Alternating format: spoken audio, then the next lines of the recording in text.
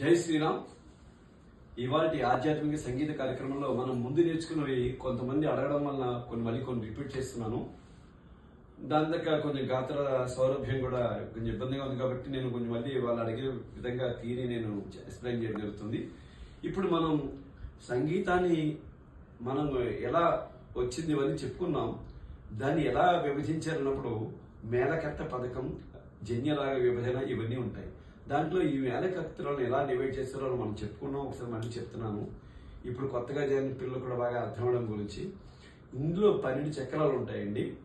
ఒకటి మొదలుకొని 12 చక్రాలు కూడా ఈ 12 చక్రాల దగ్గర నుంచి ఒక్కొక్క చక్రానికి 6 రాగాలు చొప్పున 12 × 6 72 రాగాలుగా మనకి మేళకర్త రాగాలు సృష్టించబడ్డాయి.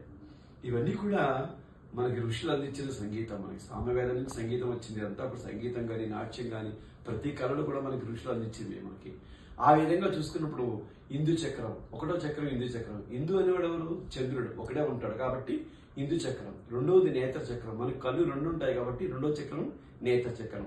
మూడోది అగ్ని చక్రం. అగ్ని 3 రూపాల్లో ఉంటుంది. ఒకటి వెలుతురునిచ్చే అగ్ని, రెండోది అగ్ని వేడినిచ్చే అగ్ని, మూడోది మనం తిన్న పదార్థాన్ని పచనం చేసే జఠరాగ్ని, నాలుగోది ఇప్పుడు ఆ విధంగా అందుకని మూడో చక్రాన్ని అగ్ని చక్రం అన్నారు. నాలుగోది వేద చక్రం. మనకి వేదాలు 4 వేదాలు ఉన్నాయి. ఋగ్వేదం, యజుర్వేదం, సామవేదం, అధర్వ వేదం. 4 వేదాలు ఉన్నాయి కాబట్టి 4వ చక్రాన్ని వేద చక్రం అన్నారు. 5వ చక్రాన్ని బాణ చక్రం అన్నారు.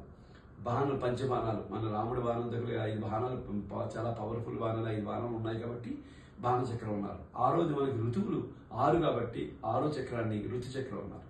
7 ఋషి చక్రం. ఋషులు మనకి 7 ఋషులు అంటాం. మనం వాళ్ళ ద్వారానే మనకు గోత్రాలు వచ్చాయి కాబట్టి 7వ చక్రాన్ని ఋషి చక్రం అన్నారు. 8 మనకి వసువులు 8 మంది కాబట్టి 8వ చక్రం వసు చక్రం అన్నారు. అది ఇంగ్లీష్లో రాసుకోవడం చాలా మంది వాసు చక్రం చదువుతారు. అలా చదవకండి, వసు చక్రం చదవండి. అలాగే తర్వాత 9వది నవబ్రహ్మ చక్రం. 9వది బ్రహ్మచక్రం. 9 మంది కల్పాంతరాలు అయిన తర్వాత ఒక్కొక్క కల్పాంతరానికి ఒక బ్రహ్మ చక్రం. మనకి 9 మంది బ్రహ్మలు వస్తారు. అందుకని 9వ చక్రాన్ని బ్రహ్మచక్రం అన్నారు. 10 దిశ చక్రం. అంటే దిశ అంటే మనకి ఈ తూర్పు, పశ్చిమ, ఉత్తరం, దక్షిణ, ఈశాన్యం, ఆగ్నేయం, నైరుతి, వాయువు ఇవి కాకుండా ఊర్ధ్వలోకం, అధోలోకం, ఈ మొత్తం ఈ 2 పై దిక్కు కింద దిక్కు అన్ని కలుపుకుని 10 దిశలు అని చెప్తారు మనం. ఈ దిశలన్నీ అందుకని 10వది దిశ చక్రం. 11 రుద్ర చక్రం. మన శివుడిని 11 రూపాయలతో మనం అభిషేకం చేస్తాం కాబట్టి 11వ చక్రం రుద్ర చక్రం. 12 ఆదిత్య చక్రం. మనకి ఆ 5 చెప్పుకున్నాం. ఆదిత్య చక్రం అంటే సూర్యుడు.